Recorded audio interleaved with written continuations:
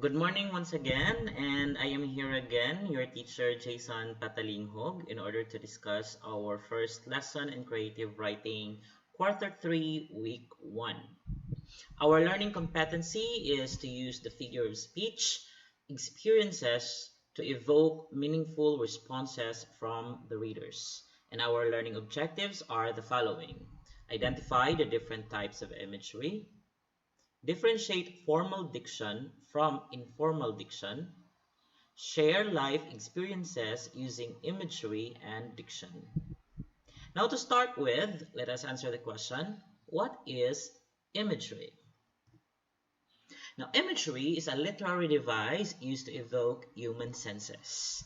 So these are devices in literature that writers used in order to make the reader experience real feelings like the sense of touch, sight, and other human senses. So it is used by the creative writers in order to create an image in the mind of the readers. Have you experienced sometimes when you are reading, even if you are only reading, you can picture out different images in your mind? It's like you see how the characters look like. Or sometimes, if the writer is good, you can even feel some kind of sensation. If you experience those, then the writer is very effective in using imagery in his literary piece. There are different types of imagery that the writer used in writing. The first one is what we call the visual imagery, or the imagery that involves sight. So it helps the reader see pictures on their mind, like how the characters look like, how the settings look like, and all. For example, we're going to read this example. The night was black as ever, but bright stars lit up the sky in a beautiful and varied constellation which were sprinkled across the astronomical landscape. Now, consider that you are reading a story and you are wondering, what is it like? Or how does the settings, the environment of the character look like? Now, if it is written this way, the night was black as ever. So that will help you imagine, okay, so the setting was dark. But you can see the stars in the sky, beautiful and varied constellation.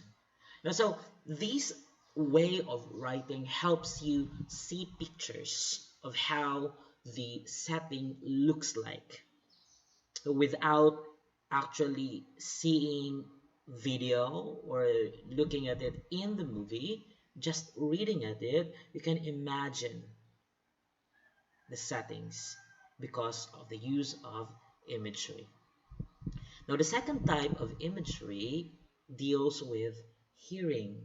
Even though if you're only reading, it seems like you are hearing different sounds. This is what we call auditory imagery. In auditory imagery, words are used in order to evoke the sense of hearing. As I've said a while ago, you are going to hear different sounds even when you are only reading. Let's say, for example, the thunder was so loud that her ears rang for minutes afterwards. So you're just reading, but you could hear or imagine the sound of the loud thunder. I know it is very easy because you can associate with your experience how loud the thunders sound, right? So that's an example of an auditory imagery that approach to our sense of hearing. The next type of imagery is what we call olfactory imagery. This involves the sense of smell. You're only reading, but it will create an imagination that you smell something. Example, the scent of the sea wafting through the air invites Athena to swim and to enjoy the waves. The scent, that sound, that words there, scent of the sea. You're only reading it, but you can imagine the scent, the smell of the sea. See? That's an example of olfactory imagery.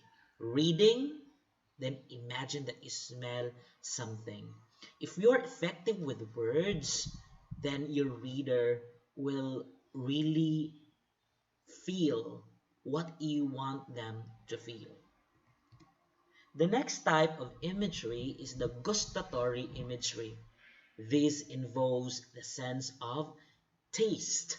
Now, this is very tricky because sometimes it is really hard to find words that could make your reader taste something. But good writers can use this type of imagery. Let's say, for example, the chocolate melting in my mouth craves me to eat more. So imagine chocolate melting in your mouth. You're only reading, but I know you can already feel the sweetness and the deliciousness of the chocolate melting in your mouth. And I know that you are now salivating just by reading the sentence. The next type of imagery involves our sense of touch. We call this tactile imagery. You can pronounce it as tactile or tactile depending on how you're going to pronounce it. Okay, so again, that's tactile imagery that involves the sense of touch. Example, after a long walk in the park, Ailut sat in the grass. It tickled his skin, and cold sweat rolled from his brows. See, you're only reading, but I know you can feel the ticklish sensation. So you can imagine how it feels being tickled and the feeling of the cold sweat running on your face from your brows. So those are the different types of imagery. As I have said, good writers can evoke all the senses of human being, from the sense of sight, hearing, taste, touch, and even the sense of smell. If a writer is very good at using words to evoke different images in your mind, then that writer is a good writer. And that is our goal in this subject, to be able to use this type of imagery when you are writing your own essays, stories, poetries, and any literary pieces. Now, the next thing that we're going to talk about is diction. Now, I know you have heard the word diction before, and I often hear people saying or associating diction with pronunciation. But that is totally not correct in terms of literature, because diction does not mean pronunciation. Diction is a writer or the speaker's word choice.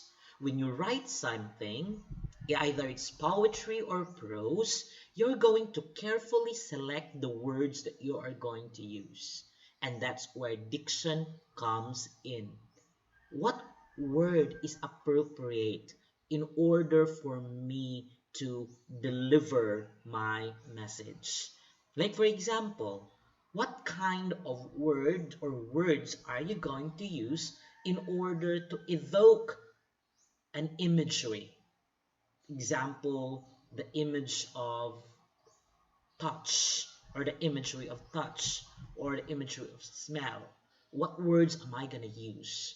Now, your choice of words, whether it is written or spoken, expresses your personal style, and that is called diction. Well-chosen words help to interpret the message clearly and easily. Sometimes readers will find it very difficult to understand our writings is because the words that we chose are complicated and difficult. Now, I understand there are people whom they think that if they use complicated words, they are intelligent. For them, they sound or look intelligent if they use complicated words. However, the writer finds it very difficult to understand. Now, it depends on your style. If your style is hard, like more of a complicated writer, then so be it. That is your choice of words. So, the choice of words refer now to diction. Now, remember that our choice of words will influence how our readers interpret our writing.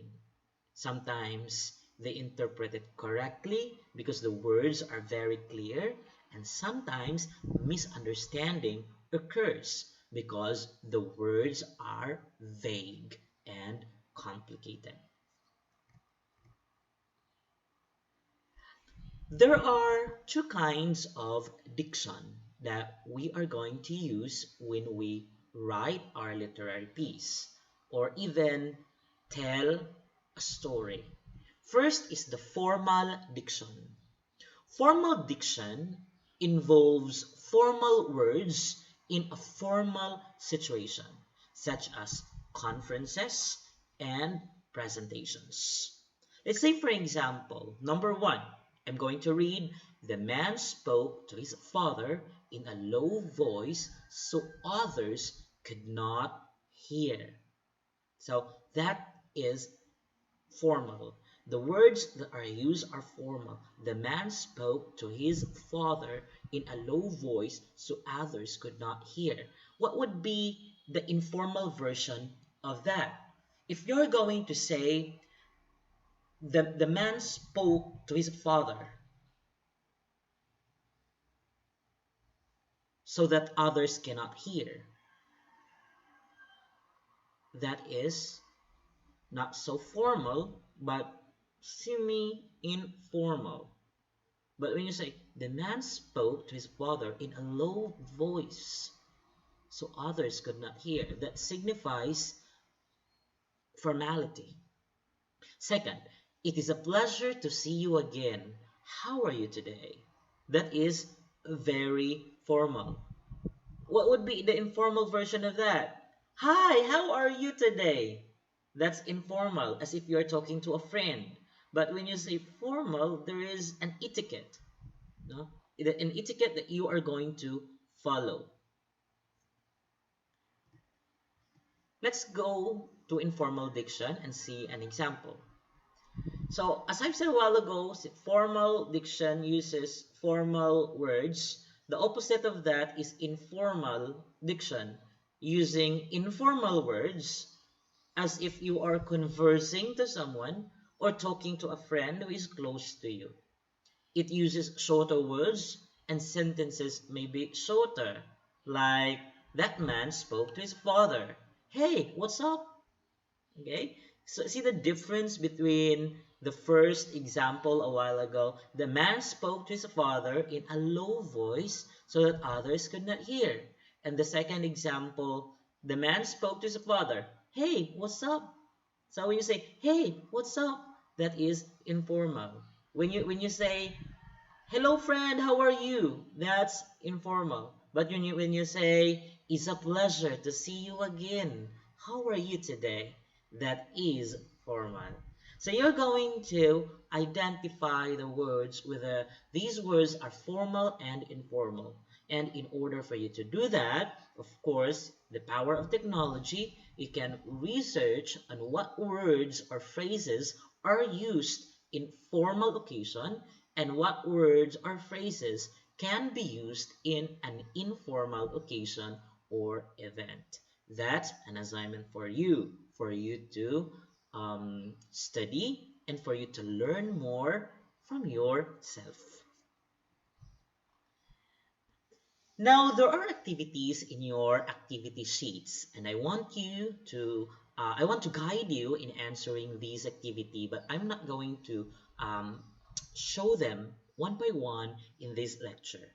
For activity number one, remembering facts, use a separate sheet of paper in answering that.